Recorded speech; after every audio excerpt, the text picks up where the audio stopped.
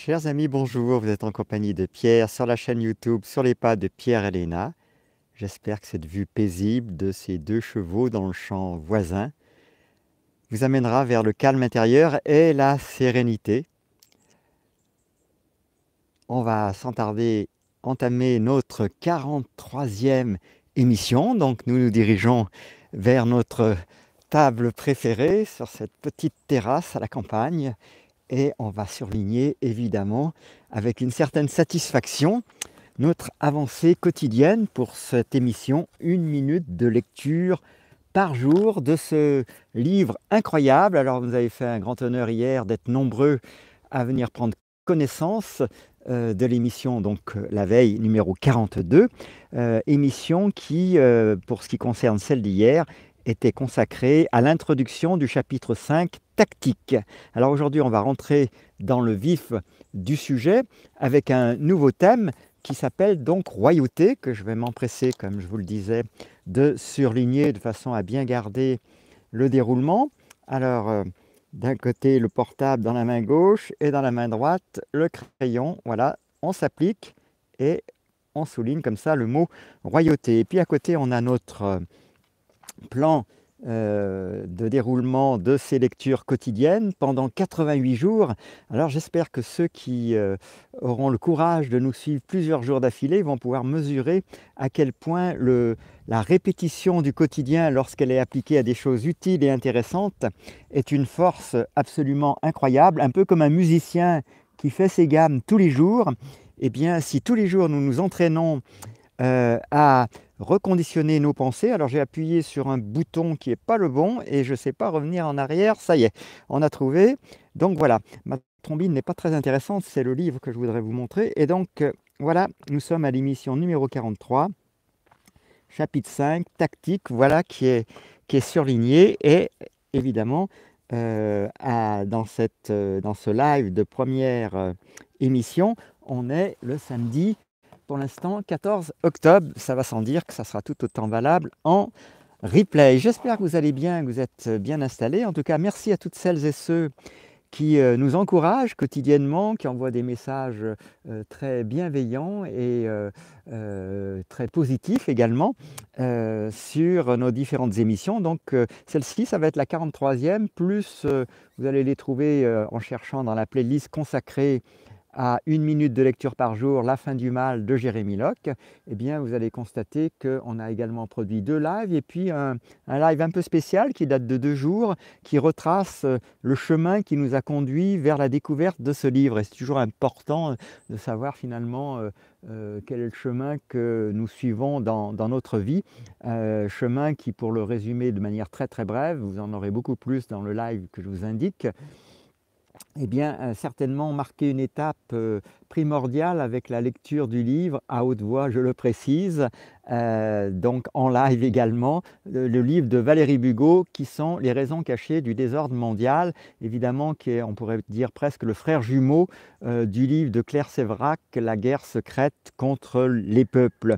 Et puis aujourd'hui, je crois qu'on trouve un autre ouvrage, alors je n'ai plus l'auteur en tête, qui est carrément La guerre n'est plus secrète, c'est la guerre ouverte contre les peuples. Alors, cette présentation étant faite, sans plus tarder, émission numéro 43, Royauté.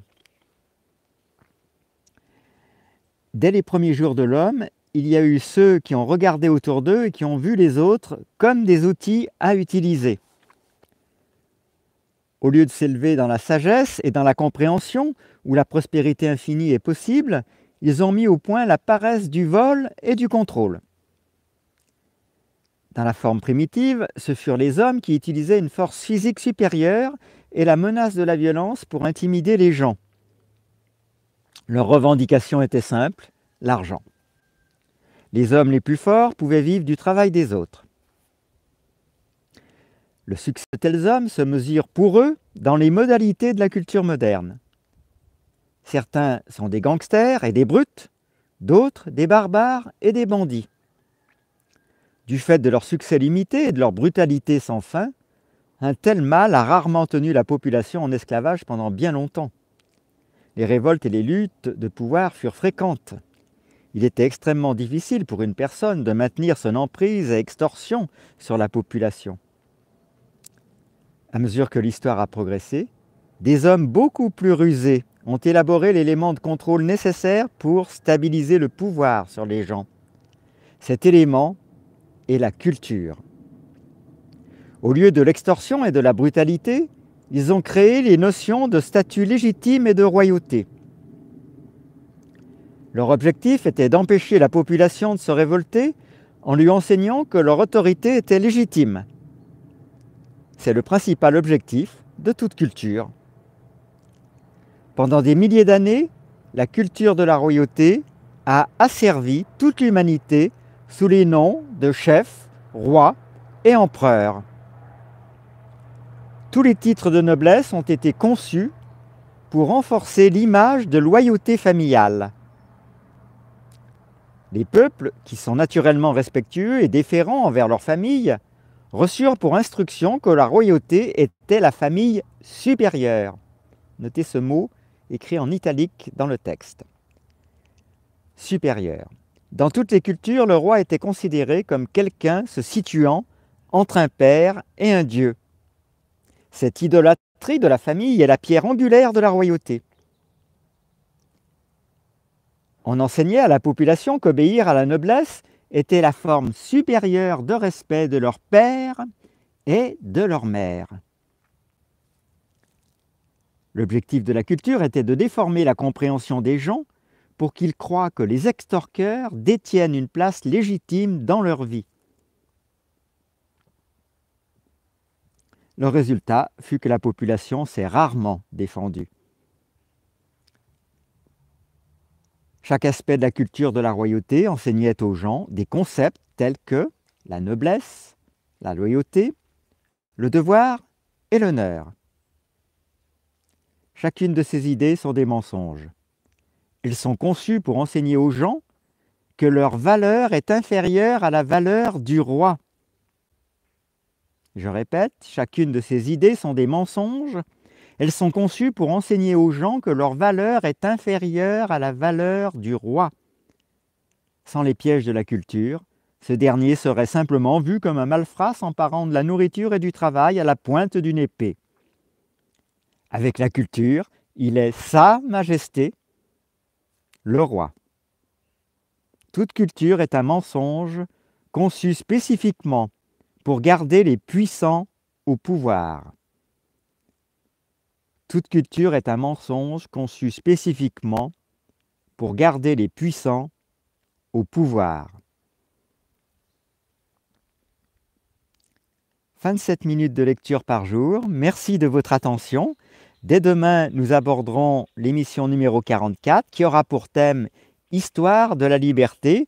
Nul doute que cette émission sera tout aussi passionnante. Vous voyez, elle se déroule quasiment sur une page et demie environ. Donc, nul doute que cette émission sera aussi passionnante que celle d'aujourd'hui. Et puis, après-demain, nous parlerons des nations. Je vous rappelle que dans chaque description et commentaire épinglé des différentes vidéos que nous produisons au quotidien, vous retrouvez la vue d'ensemble de tous les thèmes évoqués dans le chapitre en cours étant maintenant tactique, et que par ailleurs, vous retrouvez également tout en haut de la description et du commentaire épinglé, la page de notre site, sous forme de notre site web, sous forme d'un article que nous construisons chaque jour après l'émission, quelques heures après. Et là, vous retrouvez effectivement tous les liens utiles et nécessaires, dont, qui n'est plus un lien pour le coup, mais dont le texte, donc version visuelle, si je puis le dire ainsi, de l'émission du jour. Donc, nous vous encourageons, comme à l'accoutumée, à choisir la phrase qui vous a parlé le plus dans l'émission du jour.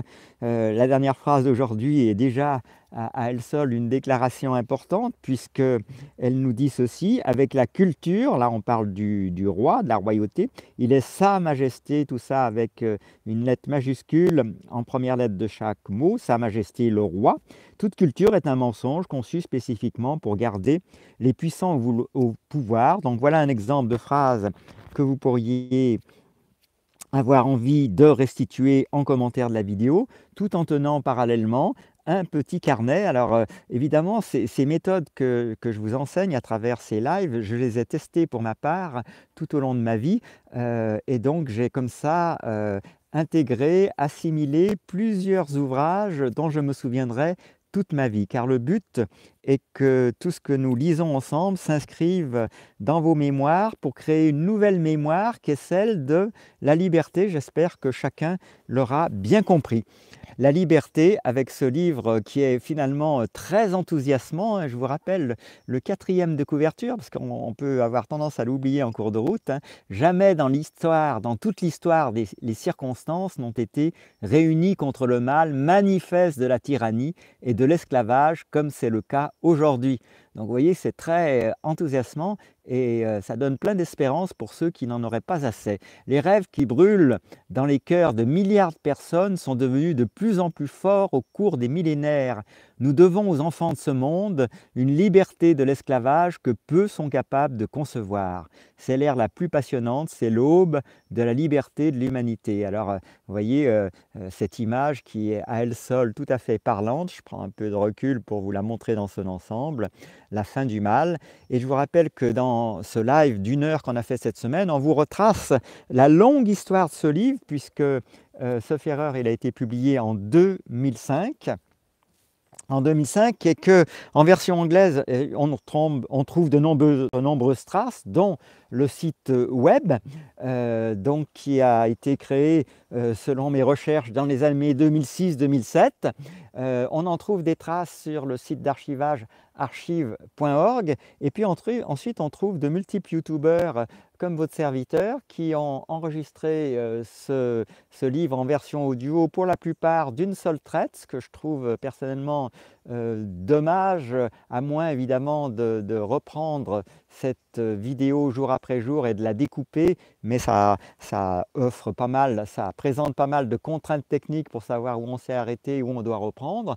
Donc nous, notre idée, c'est d'avoir prévu en quelque sorte un découpage pour vous, de façon à ce que vous puissiez comprendre que ce n'est pas en tant que tel l'intérêt de lire ce livre qui nous importe, c'est l'intérêt de l'assimiler, d'en faire quelque chose, de l'appliquer et surtout de le mettre en relation avec les événements que nous vivons depuis maintenant plusieurs années, en particulier depuis cette pseudo-crise Covid, et puis toutes ces opérations plus ou moins de faux drapeaux, suivant comment on voudra les interpréter, qui déclarent des conflits majeurs sur cette planète et qui vont occuper toute notre attention, au détriment évidemment de nous préoccuper de notre vie locale, non pas par égoïsme, mais parce que l'enracinement, ça veut dire quelque chose. Et on vit évidemment quelque part là où on habite, sauf à avoir choisi une vie de transhumance.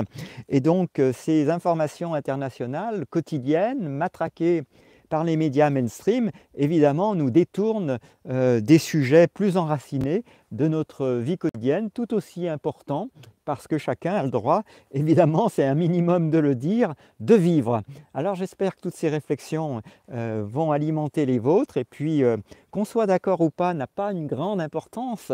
Ce qui est important, c'est qu'on utilise les uns et les autres notre pouvoir de réflexion, et surtout qu'on se délivre de nos tyrans. Je crois qu'il est grand temps, depuis le temps que ça dure, le nombre de milliers de morts que cette tyrannie généralisée a occasionné. Alors il faut toujours se souvenir que ces tyrans, ce n'est pas le plus grand nombre, hein. C'est probablement, en tout cas je l'espère, ni vous ni moi. C'est une poignée d'individus qui sur cette planète tirent les ficelles et laisse croire que nos gouvernements auraient encore quelques libertés. Alors on a déjà plus que d'énormes critiques envers nos gouvernements, mais quand on réalise que ce sont tous des pantins et des marionnettes, dont certains tirent les ficelles dans l'ombre, leur but de ces malfrats, de ces imposteurs, et plus encore étant justement de ne jamais se démasquer, mais de faire exécuter leur sale besogne par d'autres, on comprend qu'évidemment on vit dans un monde de mensonges. Alors vous voyez à quel point de circuler dans ce jardin avec ces fleurs chères à Léna aide à prendre du recul, aide à réfléchir, et puis vous relie à cette nature que nous nous devons, il me semble, d'honorer jour après jour dans toutes ses dimensions. Alors certes, il y a aussi des prédateurs dans la nature, mais vous voyez quand même que globalement, ces prédateurs n'ont pas forcément pour objectif d'exercer un contrôle total sur les autres. Ils ont juste comme objectif, il me semble en tout cas, d'assurer leur survie. Alors vous voyez cette belle rhubarbe qui maintient une superbe vitalité, même dans cette période où le mercure, le thermomètre est descendu aux environs de 12 degrés 8. Alors voilà pour cette émission d'aujourd'hui qu'on avait envie de partager avec vous, y compris notre émerveillement. Vous voyez, il y a une fleur là qui toujours persistante, alors ça vaut le coup de lui faire un petit honneur. Et puis il y a les chevaux dans le champ voisin, sans parler des abeilles que je n'ai pas encore, auxquelles je n'ai pas encore rendu visite aujourd'hui. Donc vous voyez, en vous intéressant à la nature qui vous entoure, ça va vous nettoyer l'esprit, la vitre de votre esprit pour que vous puissiez soudainement voir plus clair dans votre vie et puis acquérir ces qualités essentielles qui sont le discernement, la lucidité et la clairvoyance. Alors vous voyez, ce rucher nous fait à chaque fois le plus grand bien. Je ne l'ai pas encore visité ce matin, donc j'ai encore aucune idée de l'activité qui a lieu, s'il y en a. Alors c'est vrai que là, il n'y a pas beaucoup de... je ne vois pas d'abeilles pour l'instant sur cette première ruche dite d'Adam. Sur la deuxième ruche, ça bouge un petit peu, mais les rayons de soleil arrivent un tout petit peu plus directement dessus. Ça peut faire une différence dans certains cas. Et puis la troisième, là aussi, ça ne se bouscule pas vraiment au portillon, mais il y a quand même quelques abeilles. Alors je ne vais pas prendre plus de votre temps parce que l'émission reste dans son concept, qui est 1 minute de lecture par jour. Donc je vous rappelle à ce propos que pour éviter à ceux que ça ennuierait nos digressions et nos réflexions, eh bien on retranscrit après chaque émission le chapitrage de l'émission, c'est-à-dire qu'on vous donne accès directement au début du texte. Donc pour ceux qui préfèrent fonctionner de cette manière-là, vous pouvez, grâce à ce chapitrage, sauter directement à la lecture du texte et zapper nos réflexions. Pour nous, ce qui est important, c'est l'assimilation de ce texte, l'assimilation personnelle, la réflexion personnelle, et évidemment, on ne peut que féliciter ceux qui, quelque part, auront la discipline de vouloir travailler ce texte jour après jour, parce que quand vous l'aurez travaillé pendant 88 jours, voilà la croyance que nous avons, eh bien je pense que vous vous souviendrez de ce livre toute votre vie. C'est la persévérance et c'est le fait de travailler la matière du livre qui va l'inscrire en vous et qui, selon nous, va être une contribution pour vous aider à vous libérer de la tyrannie. La tyrannie qui, c'est pas parce qu'elle dure depuis longtemps, est quelque chose dont on ne pourrait pas enfin se libérer. Alors vous voyez, il reste encore des belles traces de nos cultures de courgettes, il me semblait en avoir aperçu par là, et donc c'est vraiment la source d'inspiration qui vient compléter le livre. J'aurais tendance à vous dire, si vous pouviez écouter en plus ces émissions dans la nature, alors je sais que ça ne sera pas simple pour tout le monde, mais vous voyez, ça sera certainement un plus. Et puis on a démarré l'émission avec le champ voisin, avec ces chevaux qui nous tiennent compagnie jour après jour. Alors ce ne sont pas les nôtres, mais je dois dire qu'on en a les avantages sans avoir peut-être les inconvénients de s'en occuper, de leur donner à manger et plus. Alors il y a non seulement des chevaux, actuellement j'aperçois 2 chevaux au loin, et un âne. Alors voilà, on va terminer sur cette image un peu bucolique. J'espère qu'elle va contribuer à votre apaisement et à votre sérénité intérieure. Les amis, merci d'avoir été avec nous aujourd'hui et à demain pour une nouvelle émission.